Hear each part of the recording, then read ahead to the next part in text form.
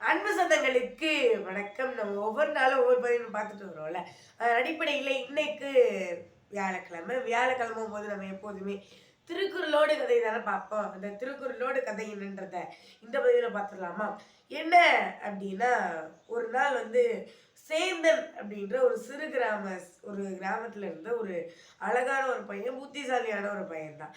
இந்த சேந்தன் அப்படின்றவங்க அந்த காலத்துல எப்போதுமே வேலைகள் அப்படிங்கும்போது இப்போ கவர்மெண்ட் வேலை அந்த மாதிரிலாம் கிடைக்காது. மந்திரி அப்புறம் அந்த மாதிரி உள்ளவங்க அரசாங்க வேலையில் இருப்பாங்க. மற்ற மக்கள் எல்லாரும் ஆடு மேய்க்கிறது, அப்புறம் வீடை பழுது பார்க்கறது, அதே மாதிரியே துணி துவைச்சு கொடுக்கறது, அந்த மாதிரி அப்புறம் அயன் பண்ணி கொடுக்கறதுன்னு ஒவ்வொரு வேலையாக பார்ப்பாங்க. இந்த மாதிரி சின்ன சின்ன வேலைகளில் தான் அந்த மாதிரி மக்கள் நிறைய பேர் பார்த்துக்கிட்டு இருந்தாங்க. இந்த நேரத்தில் கல்வி வளர்ச்சி இருந்தாலும் அந்த நேரத்தில் இந்த மாதிரி வேலைகளை பார்த்துட்டு இருந்த சூழ்நிலையில் இந்த சேந்தன் அப்படின்ற இந்த பையனும் ஒரு வீடை பழுது பார்க்கறதுக்காண்டி ஒரு வேலையை கற்று வச்சிருந்தவன். அதனால ரொம்ப நாளாக அது எங்கடா இருக்கும். ஏன்னா எல்லா வீடும் உடனே பழுதாகி போகிறது கிடையாது.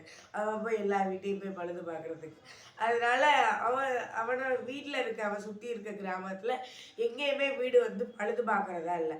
அப்போ அவனுடைய நண்பர் ஒருத்தர் என்ன சொல்கிறாரு, அப்பா இப்போதான் பக்கத்தில் இருக்கிற கிராமத்தில் ஏதோ ஒரு வெள்ளம் வந்துருச்சா, அதனால வீடெல்லாம் ரொம்ப நொறுங்கி போச்சா, அங்கே நீ போனதா வீடு பழுது பார்த்து நிறைய சம்பாதிக்கலாம், அதனால நீ அங்கே போப்பா அப்படின்னு நண்பர்கள்லாம் சொல்கிறாங்க. இப்போ இருக்கிற நண்பர்கள்லாம் தனக்கு வேலை வந்தால் போதும், நம்ம நண்பன் கேடு கேட்டோ போகிறான், அந்த மாதிரி நிலையில தான் இருக்காங்க. ஆனால் அப்போதைக்கு அவ்வளோ பாண்டிங்கில் இருந்தாங்க. ஏன்னா அப்போ அந்த மாதிரி ஒரு ரிலேஷன்ஷிப்பில் இருக்கும்போது இவனும் சரி போவோம் நண்பன் சொல்லிட்டான் அப்படின்னு சொல்லிட்டு இவனும் அவனுடைய வார்த்தைக்கு மதிப்பு கொடுத்து பக்கத்து கிராமத்துக்கு கிளம்ப ஆரம்பிக்கிறாரு. கிளம்ப ஆரம்பிக்கும் போது ஒரு நல்ல ஒரு காடு வருது. காட்டை கடந்து தான் போகணும். ஏன்னா இப்பெல்லாம் காடுனா எங்க இருக்குன்னு கூட மனுஷங்களுக்கு தெரியாம போயிடுச்சு. அந்த அளவுக்கு இருக்கிற காட்டெல்லாம் அழிச்சிட்டே வராங்க. ஆனா அப்ப நிறைய காடுகள்லாம் இருந்துச்சு. ஒரு கிராமத்துக்கு இடப்பட்ட தூரத்துல ஒரு காடு இருக்கும். அந்த காடை தாண்டி தான் ஒரு கிராமத்துக்கு போறாப்புல இருக்கும். அந்த அளவுக்கு ஒரு அழகான ஒரு காட்சியா இருக்கும் அந்த காட்டுக்குள்ள போகும்போது. அந்த காட்டுக்குள்ள போகணும்னா ஒரு கூட்டமா போவாங்க. யாராவது கூட்டமா போயிட்டு போயிட்டு போயிட்டு வர்றது வழக்கமானது. இவன் தனியா தான் போறான். அதனால தனியா போயிட்டு இருக்கும்போது ஒரு திடீர்னு ஒரு சத்தம் கேட்குது. மகனே சேந்தா அப்படின்னு ஒரு சத்தம் கேட்குது. யாருக்கா இருந்தாலும் தனியா போற இடத்துல திடீர்னு ஒரு சத்தம் கேட்டா எப்படி இருக்கும்? அப்படி இருக்கிற நேரத்துல இவனுக்கு ஒண்ணுமே புரியல. யாருது அப்படின்னு ஒரு மாதிரி பயந்து கேட்கறான். உடனே நான் தான் வனதேவதை. நீ ரொம்ப நாளா கஷ்டப்படுற, உன் கிராமத்துல இருந்து நீ அவ்வளோ கஷ்டப்படுற, உனக்கு வேலையே கிடைக்கல, உனக்கு பொற்காசுகளும் கிடைக்கல, அதை விட நீ புத்திசாலியா இருக்க. உன் புத்திசாலித்தனத்தை நான் நம்பி உனக்கு நான் ஒரு பரிசு தரணும்னு நினைக்கிறேன்ப்பா அப்படின்னு சொன்னோடனே இவனுக்கு ஒன்று ஆச்சரியமா போச்சு. அப்பப்பா வனதேவதை நமக்கு பரிசு தருதான். சரி என்னன்னு கேட்போன்ட்டு என்ன பரிசு தர போற அப்படின்னு கேட்குறாங்க. உடனே அதுக்கு அந்த வனதேவதை சொல்லுது, நீ நேரா போயிட்டு அந்த ஒரு குழி இருக்கும். அந்த குழியில ஒரு குழி இருக்கும். அதுக்கு பக்கத்துல ஒரு சிவன் கோயில் இருக்கும்.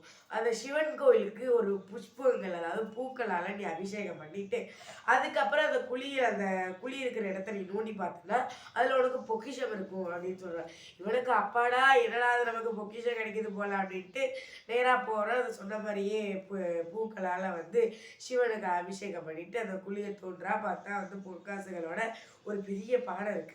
அந்த பானையை பார்த்தோன்னே இவனுக்கு ரொம்ப ஆச்சரியமா போச்சு. அப்பாடா அப்படின்னு. அதுல தங்க துவர பருப்புகள் இருக்கு. துவர பருப்புலே தங்கமா இருக்கு. சாதாரண துவர பருப்புனாலே விட்டு வச்சுட்டு போக மாட்டோம். இதுல தங்கத்துல துவர பருப்பு விடுவானா? எடுத்துட்டு பை நிறைய அதுல கொட்டிக்க போறான். அந்த பையில அத்தனையும் கொட்டுறான். கொட்டும் போது என்ன ஆகுது அப்படின்னா, அந்த வனதேவதை திரும்ப சொல்லுது, அப்பா நீ இந்த துவரம் பருப்பை முழுசா கொட்டாத, இதுல பகுதி அளவு சிறிய அளவு பங்கு மட்டும் நீ எடுத்துட்டு போ அப்படின்னு சொல்றாங்க. உடனே இதை கேட்டவன் சிறிய அளவா? கஷ்டப்பட்டு வருவாங்களா, நீங்க வரம் தருவீங்களா? நீ தானே வரம் தர பொக்கிஷம் தரேன்னு சொன்ன, இதுல சிறிய அளவு எடுத்துட்டு போனா எனக்கு எப்படி பத்தும் அப்படிங்கிறான் இவன். உடனே இதை கேட்டவன் சரி அப்ப நீ பாதி அளவு வச்சிருப்போம் அப்படின்னு கொஞ்சம் கொஞ்சமா குறைக்கிறான். உடனே குறைச்சிட்டு இந்த பையன் என்ன சொல்றான், நான் அதெல்லாம் அவ்வளோலாம் வைக்க முடியாது, நீ எடுத்துட்டு போனாலும் என்னை விட மாட்டேன், அதனால நான் 4 துவரம் பருப்பு மட்டும் வச்சுட்டு போறேன்ட்டு அந்த 4 துவரம் பருப்பை போட்டு மண்ணை வச்சு மூடிடுறான். மூடிட்டு அவன் பக்கத்து கிராமத்துக்கு போறான். போய் பார்த்தா அங்க நல்ல வீடு இருக்கு பெருசா. அந்த வீடு வந்து பழுது பார்க்கறதுக்கா ஒரு பெண்மணி மட்டும் இருக்கா. அங்க மேல வந்து அந்த வீடு வந்து பழுது பார்க்குற மாரி இருக்கு. அதனால அந்த பெண்மணி வந்து குறைஞ்ச காச பேசுறா. "இங்க பழுது பார்த்து தாங்க" அப்படின்னு. பழுது பார்த்து தாங்கன்னு சொன்னோனே இவனும் சரி அப்படின்ட்டு பழுது பார்க்க சொல்லிடுறான். சொன்ன உடனே பழுது பார்த்துட்டு இருக்கும்போது அந்த பெண் வந்து, "இந்த மூட்டையில என்ன இருக்குப்பா?" அப்படின்னு கேட்டோடனே, "என் மனைவி வந்து எனக்கு துவரம் பருப்பு வாங்கிட்டு வர சொன்னா. அதனால இந்த பை நிறையா துவரம் பருப்பு எடுத்துட்டு வந்திருக்கேன்" அப்படின்னா. உடனே சரி சரி சரி அப்படின்னு விட்டுட்டாங்க. உடனே அன்னைக்கு அந்த பொண்ணு வந்து சமைக்க போறா. அவங்க வீட்ல துவரம் பருப்பு இல்ல. இவன் மேல பழுது பார்த்துட்டு இருக்கான். சரி, இவன் துவரம் பருப்பு தானே எடுத்துட்டு வரா. இவன்கிட்ட துவரம் பருப்பு எடுத்துட்டு காசு குடுத்துக்கலான்னு இந்த பொண்ணு என்ன பண்றா, "அப்பா, நான் உன் பையிலேருந்து துவரம் பருப்பு எடுத்துக்கிறேன்" அப்படின்னு சொல்லி சொன்ன உடனே, ஏன்னா இவளுக்கு தங்க துவரம் பருப்புன்னு தெரியாது. ஏன்னா அவன் சொன்னா இவ திருடிடுவாளுன்னு ஒரு நினைப்பு அவனுக்கு. உடனே ஆ அவ எடுத்துக்கோங்க, அவ ஏதோ சொல்றா அப்படின்னு நினைச்சிட்டு, எடுத்துக்கோங்க எடுத்துக்கோங்கன்னு இவனும் மேல் மாடியில இருந்ததுனால ஒண்ணுமே கேட்கல. இவளும் கத்தி கத்தி பார்த்துட்டு, சரி சரி இவன் எடுத்துக்கோன்னு சொல்றான் போல, எதை எடுத்துக்கோன்னு சொல்றான்னு தெரியல. அதனால சரி இதே எடுத்துக்குவோம். துவரம் பருப்பு தானே அப்புறம் காசு கொடுத்துக்கலாம் அப்படின்ட்டு எடுத்து திறந்து பார்க்குறா தங்க துவரம் பருப்பு. இதை பார்த்த உடனே இவனுக்கு அவ்வளோதான். அந்த தங்க துவரம் பருப்பு எல்லாத்தையும் வச்சுட்டு இவன் கடையில் வாங்கின ஒரு சாதாரண துவரம் பருப்பு எடுத்து வச்சுட்டு, என்கிட்டயே நீ பொய் சொல்றியா, உனக்கு இருக்குடா அப்படின்ட்டு தங்க துவரம் பருப்பெல்லாம் எடுத்துட்டு சாதாரண துவரம் பருப்பை வச்சிருக்கான். உடனே என்ன பண்ணுறான், இவன் வேலையெல்லாம் பார்த்து முடிச்சுட்டு காசெல்லாம் வாங்கிட்டு இவன் துவரம் பருப்பு எடுத்துகிட்டு போகும்போது தங்க துவரம் பருப்பு கிட்டே இருக்கு அப்படின்றதுக்காண்டி ஒரு சத்திரத்தில் போய் தங்குறான். சத்திரத்தில் போய் தங்கி அதில் இருக்கா அந்த துவரம் பருப்பு இருக்கா அப்படின்னு திறந்து பார்க்குறான். பார்த்தா அது ஃபுல்லாக சாதாரண துவரம் பருப்பாக இருக்குது. இவனுக்கு உடனே அதிசயமாக போச்சு. காட்டு தேவதைகிட்ட போகிறான். தேவதைகிட்ட போயிட்டு, "தேவதையே, இதெல்லாம் உனக்கு நியாயமா இருக்கா? என்ன நீ நினச்சிக்கிட்டு இருக்க? எனக்கு நீ தங்க துவரம் பருப்பு கொடுத்த, ஆனால் எவ்வளோ ஒருத்தி அதை எடுத்துகிட்டு போயிட்டா, நான் என்ன பண்ணுறது?" அப்படின்னு சொல்லி கேட்ட உடனே இந்த தேவதை சொல்கிறா, "அப்பா, நான் அந்த பொக்கிஷத்தை எடுக்க சொன்னேன். அது உனக்கு தானே எடுத்துக்க சொன்னேன்னு கிடையாது. அது யாருக்கோ போகக்கூடியது தான். சரி, அதில் நீ நான் சொன்ன வார்த்தையை மதித்து எடுத்தேன்னு சரி பாதி அளவு எடுத்துகிட்டு போவப்பா, பாதி அவளுக்கு போட்டு பாதி உனக்கு போட்டுன்னு சொன்னேன். அதை நீ கேட்டியா? உனக்கு பேராசை இருந்ததுனால 4 பருப்பு மட்டும் வச்சுட்டு போனேன். அந்த 4 பருப்பு தான் இப்போ உனக்கு மிஞ்சி இருக்கிறது. ஏன்னா மற்றதெல்லாம் அவளுக்குள்ளது போகிறது தான். அதான்ப்பா, விதி என்றைக்குமே மாறாது. நீ பேராசைப்பட்ட இப்போ போச்சா" அப்படின்னாரு. உடனே அவனுக்கு உடனே கஷ்டமாக போச்சு. உடனே அந்த 4 பருப்பை எடுத்துக்கிட்டு வீட்டுக்கு அந்த கொஞ்சம் காசையும் எடுத்துக்கிட்டு போயிட்டான்.